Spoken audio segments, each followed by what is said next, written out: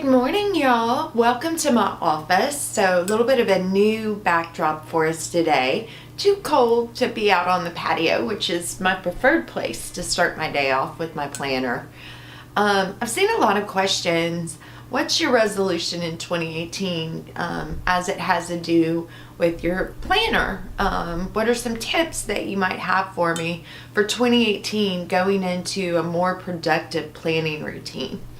So a while back, I had a conversation with a friend, and it got me to thinking, if someone was new to planning, what would be my 5 top basic tips? So I'm going to use my friend Victoria as an example in the conversation that I had with her. So my number one recommendation is being consistent.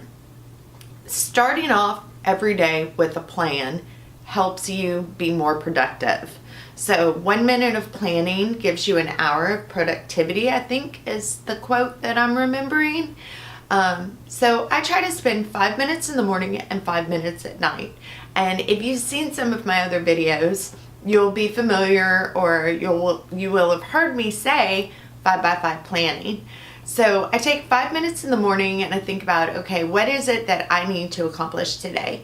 What is the structure of my day going to be today? What is it that are my must-do tasks that I need to get done?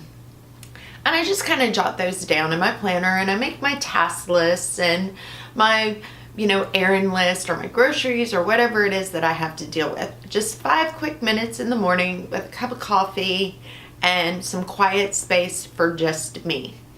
And then every night I try to sit down with my planner and I look at it and say, these are the things that I was able to accomplish today. And I'm going to check those off if they weren't already checked off, or I'm going to move them into the next day's plan.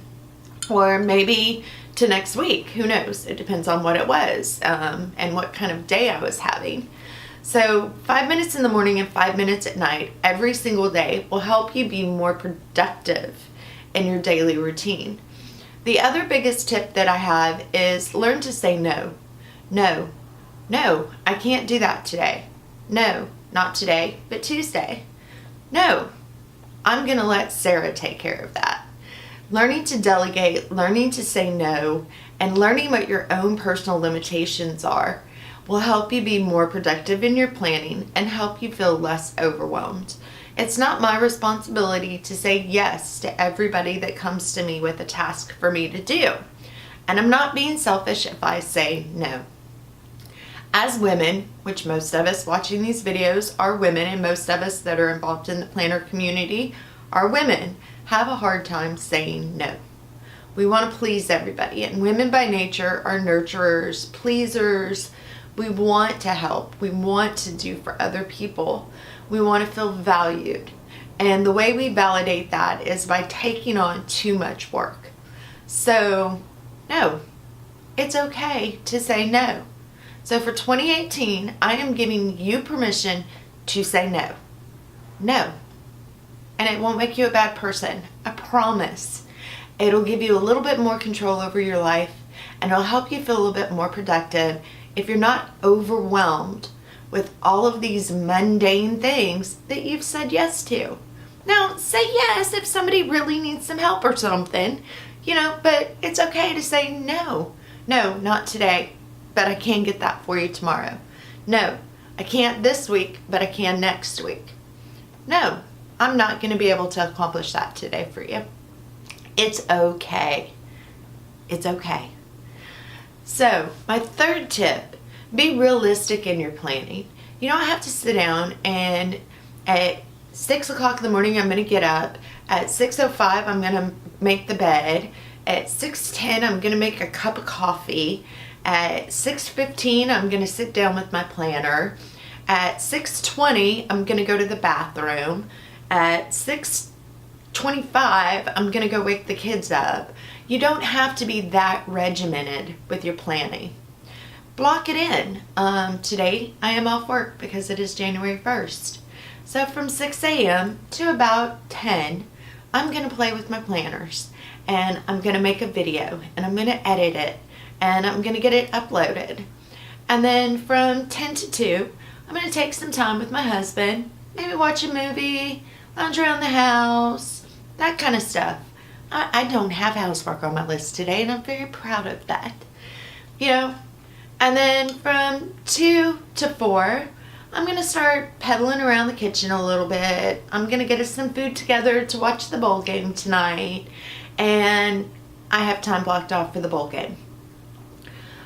I'm not regimented. I used to be so regimented in my timekeeping and in my planning, and I just felt so stressed out and so overwhelmed. Put your big appointments in there. Put in the major things that are time sensitive that need to be done. The rest of it can be a routine. You know, you don't have to pick the petals off the dead plants at 10:02 p.m. every day. 10:02 p.m.? How about 10:02 a.m.? Hopefully we're all in bed by 10:02 p.m. So don't be so regimented with your planning. So 5 by 5, learn to say no. Don't be regimented. The next one, my 4th recommendation, is a weekly overview. So I sit down on Sunday afternoons and I give myself a little bit more time to think about what it is that needs to be done for the week. What is it that I have to get put into my planner for that next coming week?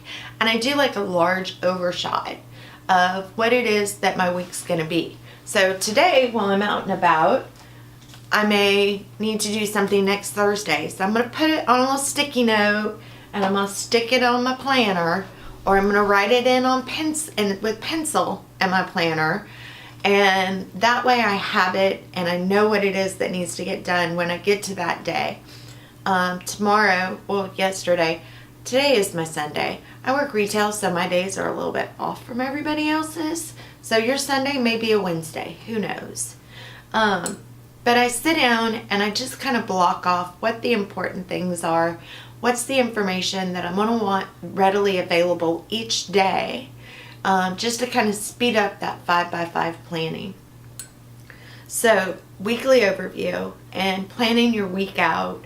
At the first of the month, I try to plan my month out a little bit. That pre-planning really helps you become more productive on a day-to-day basis. And then my 5th tip, decorative planning and functional planning. And I'm talking about functional planning, the time management aspects of planning, helping us stay task-oriented, helping us be more productive during the day, and something that's going to give us a sense of accomplishment. I need more coffee. Something that's going to give us a sense of accomplishment when we lay down at night. Like, we did it today. I got this. I did it. I have control of what's going on in my life. That's functional planning. Decorative planning for me is relaxing. I love the aspects of decorative planning. I love making new covers. I love making binders. I love using, my laminating machine and my Cricut and all of these fun decorative side, these decorative part. That's something separate. That's my creative time. That's my time to sit down and relax and not have to worry about things and not stress over it. And you know what? It's okay if for the last 2 weeks, because I work retail and it's holiday in the mall and the world is insanely busy, all I have are cute little stickers in there and I didn't decorate it. It's okay. My decorative ability and someone else's decorative ability are 2 completely and totally different things. So don't compare your planner to other people's planners. Use those pretty planners as inspiration. Use those people who seem like they got their stuff together as inspiration, but don't compare yourself to them. My planning style, I've used it for 30 years. That's the way that I plan. I don't expect you to do it the exact same way that I do, but I do hope that you draw some inspiration from it. I love looking at everybody's beautiful spreads, but I know at this point in my life, I cannot make all that happen. I can't do it, so I'm not going to put that stress on me. Don't compare what you can do to other people and give up. Don't do it. Just don't do it. Have fun with your planning. Have fun in 2018. I hope this helps us start our new year off right. I wish I had like some cute 2018 something, New Year stuff, but I'm gonna be honest, guys. I was in bed at 8 o'clock yesterday.